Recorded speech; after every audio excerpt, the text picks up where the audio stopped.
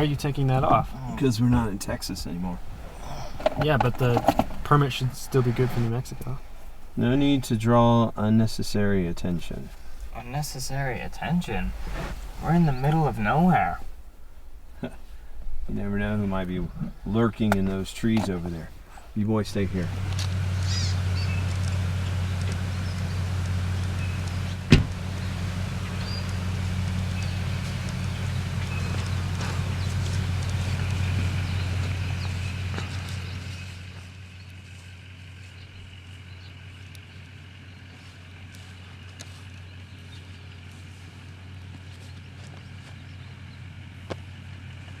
So why have we stopped? I don't know.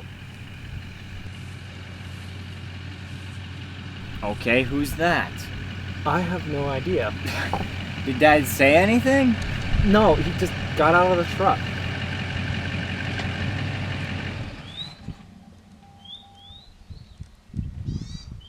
Okay, seriously, you need to be a bit more observant from time to time. Just ask a couple questions. Why? Good. The less I know, the less I'm responsible for. That's it. Should be in order. Okay. Everything should be in order. All right. Well, Okay. these are my boys.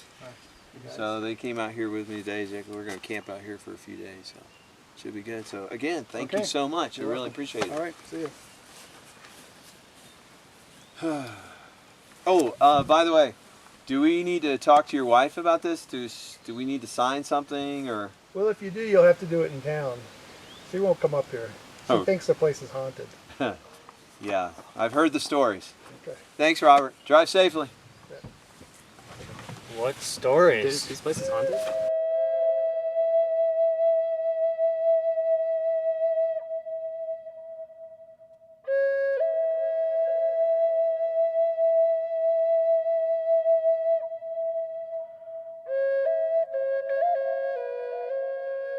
So, we've had this property in our family since 1840, and you never told us about it? I didn't know we still owned it. I thought they got rid of it when Uncle Horace went into that old folks home down in Albuquerque. Even better, is there a curse on this place? It's New Mexico. Every place is cursed. That's why we live in Texas. Well, we don't care about the rest of the places in New Mexico. Just here. Why is this place cursed? Well, let's see.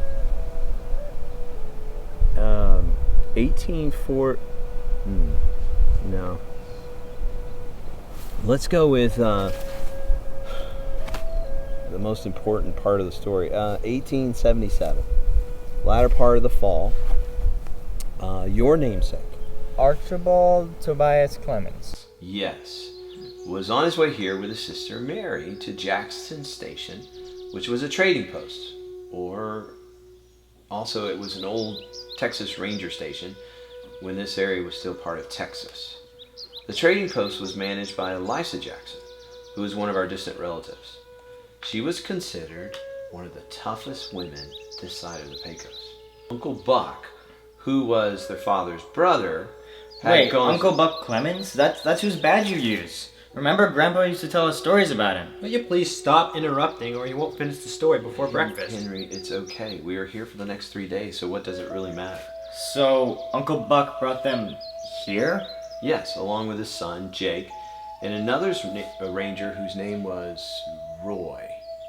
And actually, he's an interesting story because he was actually deaf and mute. Wait a minute, a deaf and mute ranger? How is Now that who's possible? interrupting? Oh, it's very possible. But like I said, we'll get to that later. Traveling on that very same day to see Eliza at the trading post was Whitimee.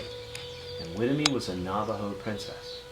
Whitimee had recently faced some troubling events in her village that had horrifying similarities to a villain's MO who they believed had died 12 years before. And his name was Hernando Gomez, also known as the Widowmaker.